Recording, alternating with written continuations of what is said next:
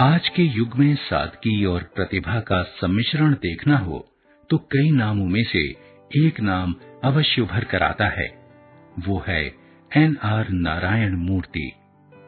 वही नारायण मूर्ति जिन्होंने इन्फोसिस टेक्नोलॉजीज की स्थापना की थी।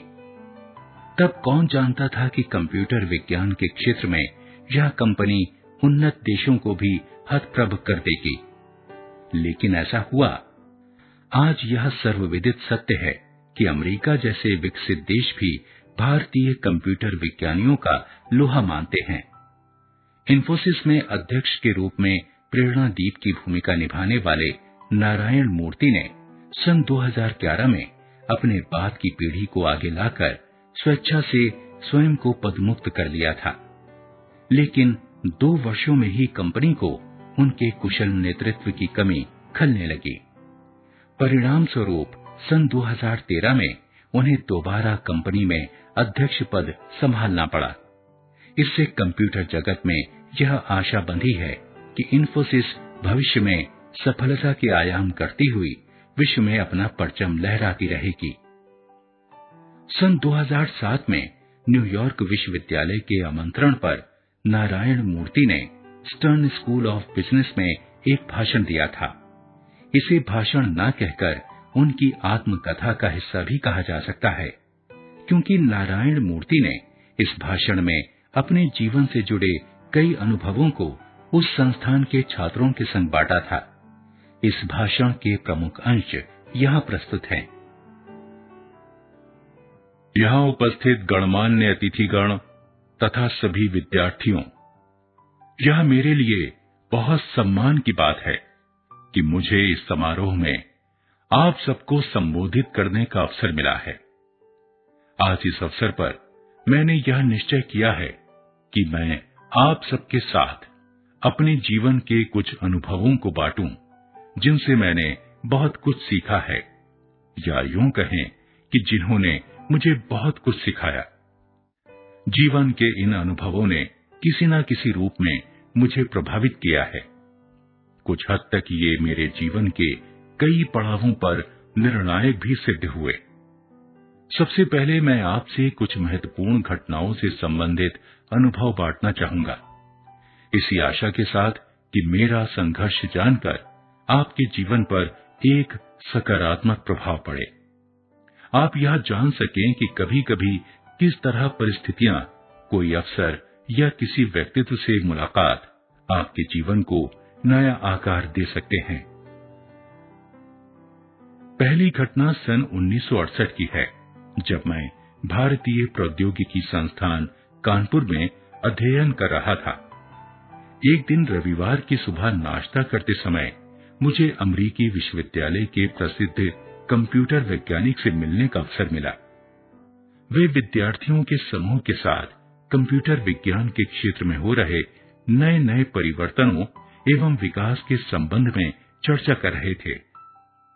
वे चहुमुखी प्रतिभा के धनी और इतने प्रभावशाली व्यक्ति थे कि किसी की भी विचारधारा को आसानी से बदल दे। मैं उनसे इतना प्रभावित हुआ कि नाश्ता समाप्त करके सीधा पुस्तकालय में जा पहुंचा और वहां उन शोध पत्रों को ढूंढ निकाला जिनका उल्लेख उन्होंने नाश्ता करते समय किया था। उन शोध पत्रों को पढ़ने के उपरांत जब मैं पुस्तकालय से बाहर निकला तो यह निश्चय कर चुका था कि मुझे कंप्यूटर विज्ञान में ही अपना भविष्य बनाना है। मित्रों, आज जब मैं पीछे मुड़कर देखता हूं तो सोचता हूं कि कैसे एक युवा विद्यार्थी के भविष्य को अच्छा बनाने और संवारने में एक आदर्श व्यक्तित्व की महत्वपूर्ण भूमिका होती है। यह अनुभव मुझे सिखाता है कि कभी-कभी कुछ अकल्पनीय स्रोत, घटनाएं या विचार आपके लिए महत्वपूर्ण बन सकते हैं तथा आपके जीवन में आशा और प्रगति का संचार कर सकते हैं। यह तो वह घटना थी जिसने मुझे कंप्यूटर विज्ञान के क्षेत्र में पहुंचाया। अब बात करते हैं इससे आगे की यात्रा। मेरे जीवन में एक ऐसी घटना भी घटी थी जिसने मेरे व्यक्तित्व को बदल कर रख दिया। सन 1974 की बात है। मैं पेरिस से भारत लौट रहा था। रास्ते में बुल्गारिया रुका था, जहां से मैंने निस रेलवे स्टेशन पर इस्तांबुल जाने के लिए रात में सोफिया एक्सप्रेस पकड़ी थी। रेलगाड़ी के डिब्बे में कुछ ऐसी गलतफहमी हुई कि बुल्गारिया की पुलिस ने मुझे गिरफ्तार कर लिया। शायद उन्हें किसी ने सूचना दी थी कि मैं एक महिला सहयात्री के साथ वहां की सरकार के विरुद्ध बातचीत कर रहा हूं। एक छोटे से कमरे में अमानवीय परिस्थितियों में मुझे 72 घंटे तक कैद में रखा गया। इसके बाद मुझे रिहा करके पुलिस वालों ने इस्तांबुल जाने वाली गाड़ी में गार्ड के डिब्बे में बैठा दिया। गार्ड महोदय से ही मुझे पता चला कि मेरी रिहाई का एकमात्र मानवीय पहलू था कि मैं बुल्गारिया के मित्र देश भारत का नागरिक था। इस घटना का मेरे मन मस्तिष्क पर यह प्रभाव पड़ा कि मैं अपने देश के प्रति पहले से अधिक संवेदनशील हो गया। इस कारण मेरे मन में अपने देश एवं देशवासियों के लिए कुछ करने का विचार अंकुरित हुआ। मैं आपको अपने जीवन का एक और अनुभव सुनाना चाहूंगा। एक दिन मैं अपने युवा साथियों को उनके भविष्य की योजनाओं के बारे में चर्चा करते सुन रहा था। वे बातें कर रहे थे कि उन्होंने कहां से शुरुआत की, आज वे कहां हैं और भविष्य में आने वाली चुनौतियों आदि का सामना किस प्रकार करेंगे। यह चर्चा लगभग 4 घंटे तक चलती रही, पर तब मैं एक शब्द भी नहीं बोला। आज मैं अपनी संघर्ष यात्रा के बारे में आप सबको बताना चाहूंगा, जिसकी शुरुआत सन 1981 में इन्फोसिस की नींव रखने के साथ हुई। शुरुआती दौर में ही हमें कई चुनौतियों ने घेर लिया था। इन चुनौतियों ने कई बार हमारे धैर्य की परीक्षा ली। कभी कभी तो ऐसा लगता था कि हमारा और हमारी कंपनी का भविष्य अंधकारमय हो चला है। लेकिन मैंने और मेरे सहयोगियों ने, जिनके साथ मिलकर इस कंपनी की शुरुआत की गई थी, इन चुनौतियों का डटकर सामना किया। मेरा यह विश्वास है कि जब अंधेरा सबसे ज्यादा गहरा होता है, तब सुबह सबसे नजदीक होती है। आपने अपनी शुरुआत कहां से की है, यह उतना महत्व नहीं रखता, बल्कि यह ज्यादा महत्वपूर्ण है कि आपने कैसे और क्या सीखा है।